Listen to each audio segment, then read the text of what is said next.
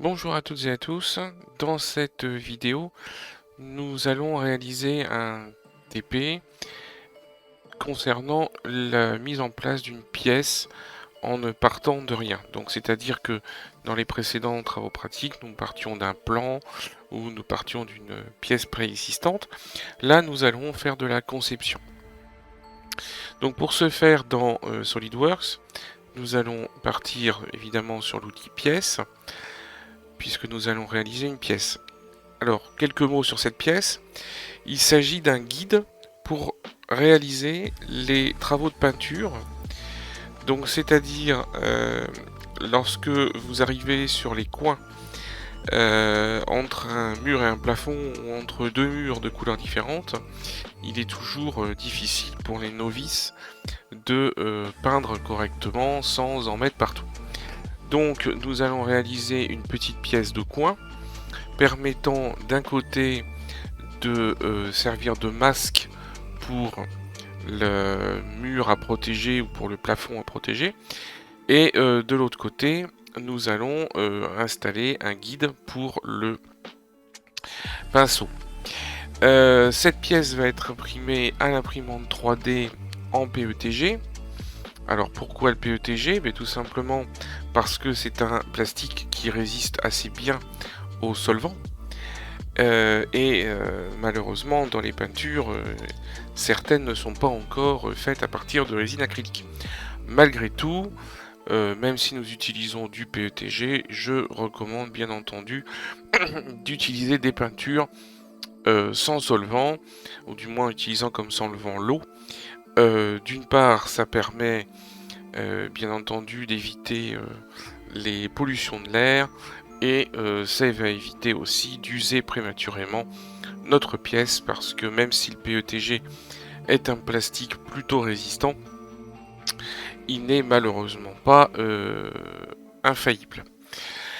La deuxième contrainte concernant cette pièce va être qu'il faut qu'elle tienne, c'est-à-dire qu'elle soit résistante. Donc nous n'allons pas pouvoir nous limiter à faire juste une plaque qui manquerait de résistance. Nous allons devoir mettre des renforts.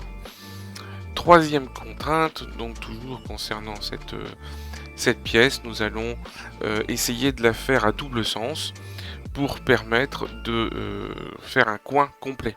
Voilà. Alors, donc nous allons commencer par le plan de dessus. Donc nous nous positionnons sur le plan de dessus, nous allons faire une esquisse. Et donc sur cette esquisse, nous allons construire en ligne de construction le fameux coin. Donc ici, hop, voilà, clic droit sélectionné, et nous reprenons l'outil ligne de construction une seconde fois. Tac, hop, sélectionné. Petite astuce, nous pouvons directement reprendre, vous voyez, sélectionner des éléments ou rechanger entre une géométrie de construction et une géométrie classique directement depuis le clic droit. Donc là, nous avons la forme de notre pièce. Nous allons la coter. Ici, puisque j'ai fait mes lignes bien horizontales et bien verticales, vous remarquerez que l'horizontalité, la verticalité et le petit angle droit sont déjà construits automatiquement par SolidWorks. Donc je vais faire une pièce ici qui fait donc, alors 81 mm, ça fait un petit peu beaucoup. On va faire 50 mm, une pièce de 5 cm de large, ça suffit pour ne pas déborder avec le pinceau. Si vous avez peur, on peut monter un petit peu, on peut monter à 65 cm de large, 65 mm de large, pardon. Ici, nous avons deux possibilités. Soit nous créons une relation, donc une contrainte, pour dire que ces deux lignes de construction doivent faire la même taille, soit nous allons au plus rapide et nous créons là aussi une cote. Puisqu'on cherche à faire une pièce qui fonctionne aussi bien dans un sens que dans l'autre, et bien finalement, les deux dimensions vont être similaires. Voilà, donc une fois que nous avons positionné ceci, nous allons faire la contrainte tout simplement de la forme de la pièce. Donc nous allons pour ça changer de plan. Hop, je ferme mon esquisse. Voilà. Je vais volontairement ne pas cacher mon esquisse, hein, parce que je souhaite bien la voir. Voilà, donc nous allons prendre le plan de face. Donc si vous regardez bien le plan de face, il est ici. Et je vais donc sur le plan de face dessiner, et bien tout simplement, la forme de ma pièce. Donc je me mets sur le plan de face, je fais un clic droit, je demande à SolidWorks une esquisse. Vous remarquez que sur cet ordinateur, mes esquisses se mettent de façon automatique. C'est-à-dire que, dès que je commande une esquisse, la caméra se met systématiquement en face. C'est une option que l'on peut obtenir directement depuis les options ici. Donc pour me déplacer, j'utilise la molette de la souris en ayant préalablement appuyé sur la touche contrôle du clavier, ce qui me permet que la molette ne se comporte pas comme une orbite.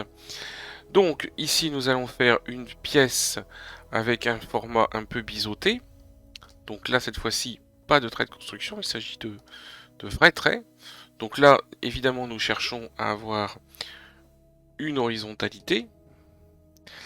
Ensuite ici l'épaisseur de la pièce. Voilà. Et un petit biseau pour permettre de peindre. Voilà, donc là on a une pièce qui est refermée. Nous allons maintenant mettre quelques cotations. Donc première cotation ici, nous allons faire une cotation de 3 mm. Alors pourquoi 3 mm? Mais tout simplement parce que c'est conventionnellement la dimension que l'on a l'habitude de prendre pour les éléments réalisés à l'imprimante 3D. Les éléments de plus de 3 mm sont considérés comme étant plus solides.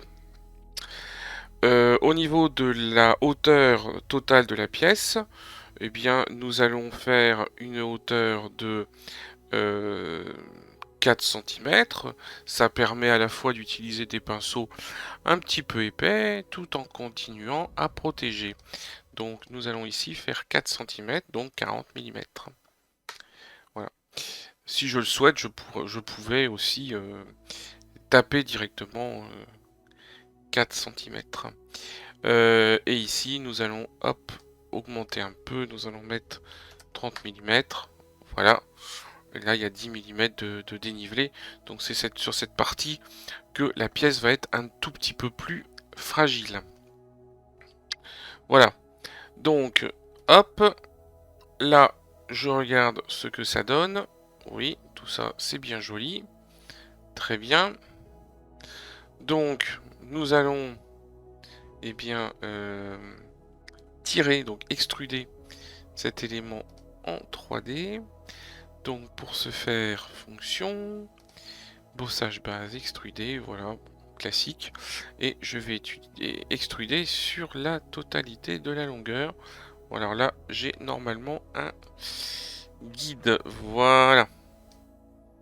Alors, j'ai dépassé mon guide, c'est pas grave. Voilà. Hop. Donc là, nous avons le premier élément avec une première lame. Donc nous allons tout simplement refaire la même esquisse de l'autre côté. Voilà. Donc pour ce faire, on va aller chercher alors le plan de droite. Nous allons demander une esquisse. Donc cette fois-ci, l'esquisse se réalise à droite. Alors, on a moins besoin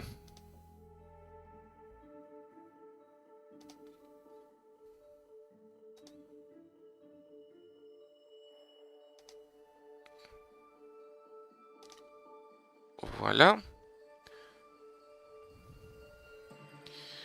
Bon, normalement, c'est censé être fermé. Oui, c'est bien fermé. Voilà. Donc je vais juste indiquer la cotation de 3 mm. Alors c'est un classique hein, dans SolidWorks. Ah, je crois que j'ai petit défaut. Oui. Petit défaut ici. Alors, hop, vous voyez, les éléments sont faits pour être aussi... Bon, celui-ci, je vais supprimer. Ils sont faits pour être modifiés. Alors, hop.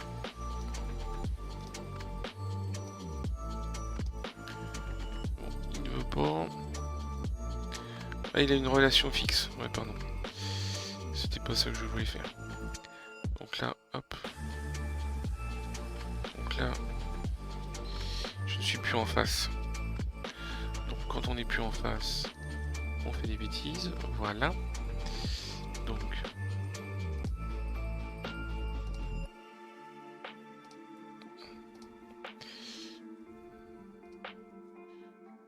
Tac. Voilà. Là, j'ai bien la contrainte. Tout à l'heure, je n'avais pas la contrainte. Voilà, tout simplement. Donc là, je n'ai pas besoin de faire plus d'opérations. Je n'ai pas besoin de mettre d'autres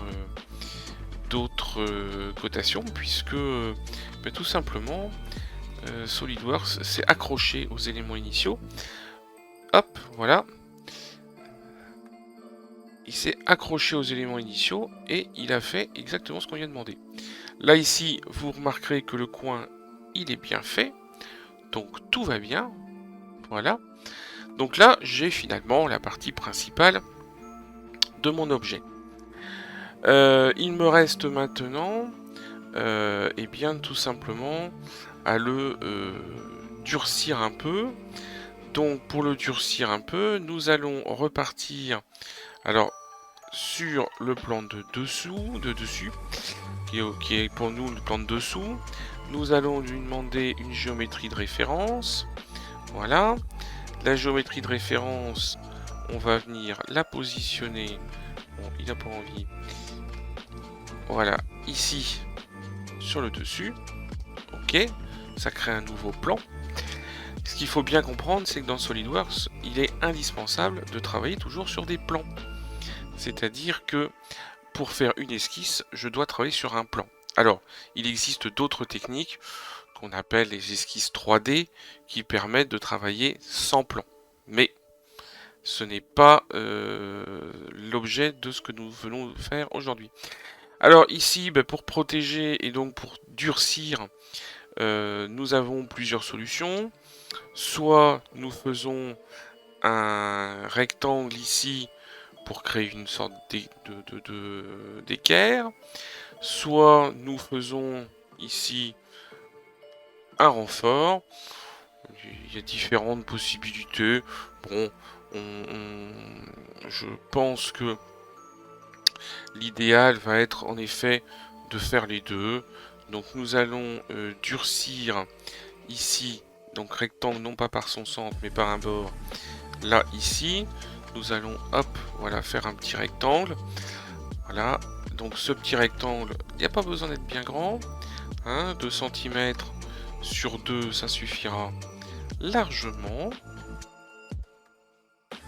Voilà, ça suffit largement pour durcir.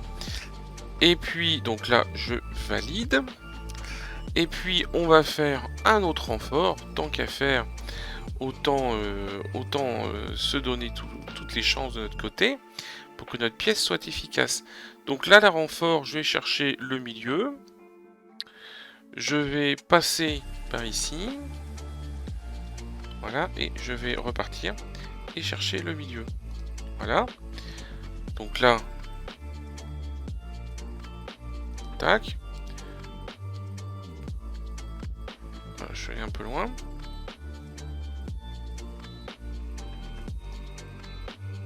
Voilà. Donc là, quelques petites cotations pour que ça ressemble quand même à quelque chose. Donc là, on va faire un truc de 12 mm. 12 mm ici aussi. Alors, hop. Ouais, bon, je vais mettre la cote. J'aime bien mettre les cotes à l'extérieur. Parce que lorsque on fait ensuite des plans d'assemblage, ces plans deviennent nettement plus sympathiques. Ici, finalement, on va faire une ligne droite. Parce que ça, cette partie-là, autant elle est plutôt sympathique à réaliser. Et elle vous a permis de voir les accroches. Autant à l'impression 3D, ça va être franchement pas terrible. Voilà. Donc là, nous avons notre pièce. Nous avons validé. On n'a pas besoin, vous voyez, d'autres contraintes, hein, puisque tout est contraint, on est sur les milieux. Voilà, donc là, on va mettre notre renfort, donc on va enregistrer les esquisses. Voilà, et puis je vais faire une petite extrusion. Alors, extrusion de l'esquisse. Il va falloir indiquer les contours sélectionnés, donc celui-ci, celui-ci, celui-là, mais évidemment pendant ce sens-là. Donc on appuie sur ce petit bouton-là pour changer le sens, et on va bien entendu réduire, voilà, à 6 mm, ça sera largement suffisant. Voilà, donc là on a ce genre de petite pièce. Alors je pense que en termes de conception, vraisemblablement, vous, vous supprimerez les trous ici parce que ces trous vont être vraisemblablement des gouffres à peinture. Ils vont absorber généreusement la peinture et ça va rendre la pièce très difficile à nettoyer. Même si, tout à fait honnêtement, le PG, ça passe au lave-vaisselle. Hein. Donc, mais bon, avec les stries de l'imprimante, etc. Voilà. Alors, d'ailleurs, petite astuce, tant que je suis là, lorsque vous imprimez, alors que ce soit en PG ou que ce soit en PLA ou en ABS, hein, eh bien, si vous voulez pas, sur ce genre de pièces, avoir les stries de l'imprimante 3D, même en ayant utilisé une qualité très forte, on a quand même, alors même si on les sent pas à la main, on a quand même des micro-stries dans lesquelles évidemment la peinture va faire une joie de s'accrocher. Et bien si vous voulez pas avoir ces micro-stries, vous passez votre pièce très légèrement au décapeur thermique. Alors quand je dis très légèrement, c'est vraiment très légèrement. Il faut vraiment passer dessus comme comme si vous étiez en train de brûler une peinture. Hein. Si vous êtes un peu trop dur avec voilà, bah, tout simplement le plastique va ramollir et vous allez perdre les qualités mécaniques et surtout les qualités géométriques de votre pièce. Alors, ceci étant fait, il nous reste à positionner éventuellement un guide pour le pinceau. Je ne suis même pas certain que ce soit nécessaire, mais bon, pourquoi pas. Donc ce guide pour le pinceau, eh bien, alors là vous imaginez bien sûr que votre pinceau, vous le mettez comme ça, hein, il est ici. Donc là, ici, c'est le mur ou c'est le plafond que vous souhaitez protéger. Et puis ici, c'est l'endroit que vous souhaitez peindre. Voilà, donc on peut, je pense, caler le pinceau là-dessus. Mais on peut en effet se faire peut-être une petite encoche pour justement ce pinceau. Donc nous allons revenir sur notre esquisse. Donc là, on revient sur l'esquisse qui se situe, vous voyez, dans le bossage extrusion. C'est normal puisque c'est elle qui a servi de support. Donc, pour ce faire, eh bien, nous allons tout simplement réétirer un petit peu. Alors, on va étendre un petit peu ça. Donc, au lieu de 12 mm, on va mettre 18 mm. Évidemment, il faut faire la même de l'autre côté, sinon le résultat n'est pas forcément celui escompté. Et ici, nous allons faire une petite encoche. Alors, pour ce faire, c'est très simple. On va faire un arc par son centre. On va aller chercher le milieu ici. On va positionner la petite encoche. Clac. Clac. Voilà. Donc hop, la seule chose que nous n'avons pas mis, c'est le rayon de l'objet. Alors, le rayon de l'objet, c'est assez simple. Sur un pinceau, eh bien, pour qu'on ait une encoche correcte, il faudrait faire un rayon de 20 mm. Donc, ça risque d'être un tout petit peu trop grand. Voilà, là, on est sur un rayon, ouais, voilà. Alors, on va mettre un rayon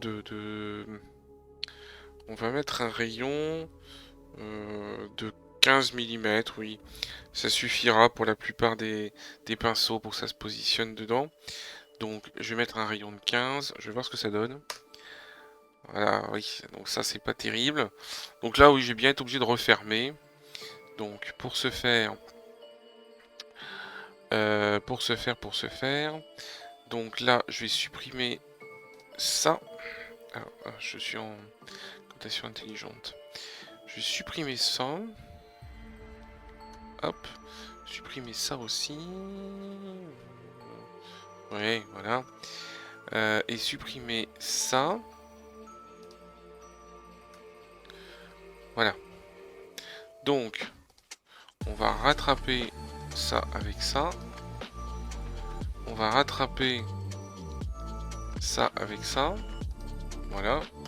Jusque là, tout va bien. Voilà, voilà. Là, je ne sais pas ce que c'est que ce... Ah oui, ça c'est resté. Je... Hop, voilà. Là, il n'y a plus de ligne. Hein. Voilà, donc là, on va plus retoucher à rien.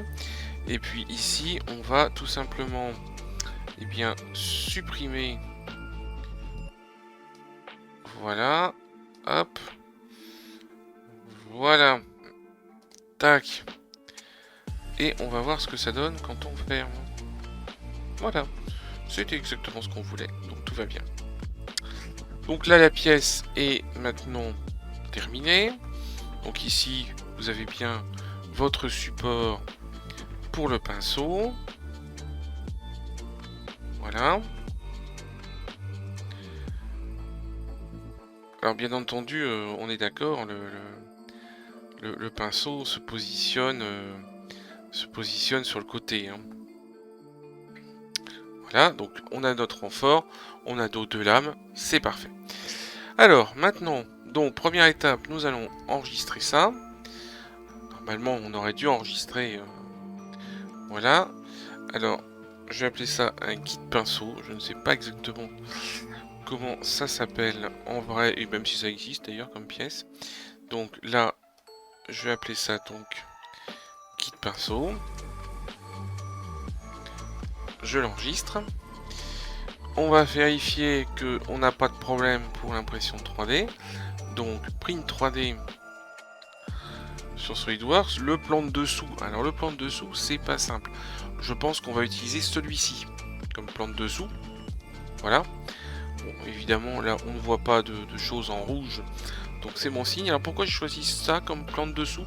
Eh bien tout simplement parce que ça va permettre à l'imprimante de finir par les lames. Voilà. Ça sera plus simple pour elle. Hop, voilà. Et maintenant, nous allons donc enregistrer ça sous un format plus adapté à l'impression 3D qui est le STL. Donc, enregistrer en STL.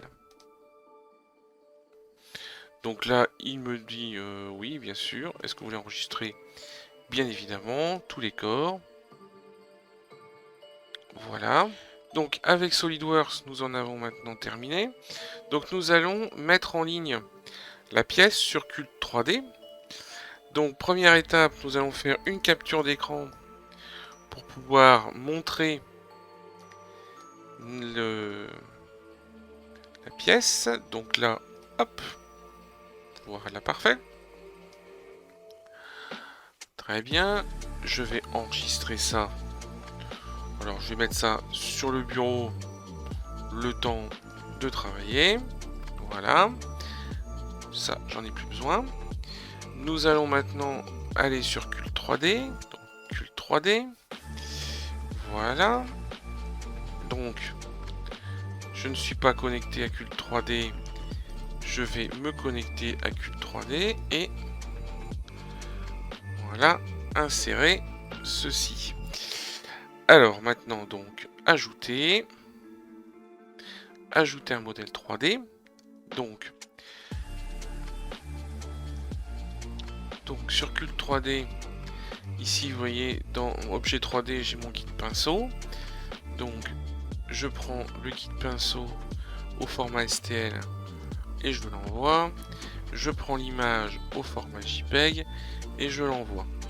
Donc le nom de la création c'est un guide pour pinceau. Donc guide permettant de peindre un mur ou un plafond. Et de réchampir les angles facilement. Paramètres d'impression 3D, donc impression recommandée en PETG ou en PLA pour résister au solvant de la peinture. L'ABS aussi, je pense, ça fonctionnerait très bien. Donc là, on va se mettre en mode maison. Donc là, je vais mettre peinture, pinceau, réchampir, mur. Non, ce sont suffisants. Et je fais suivant. Je ne le fais pas payer. Donc là, je demande uniquement comme licence que on n'utilise pas commercialement, ou quoique c'est pas très grave, allez hop, ça suffira. Voilà, donc la création est enregistrée, l'ensemble des informations sont positionnées, voilà, et la pièce est maintenant disponible sur Cult 3D pour les autres usagers. Voilà, je vous dis à très bientôt pour le prochain TP.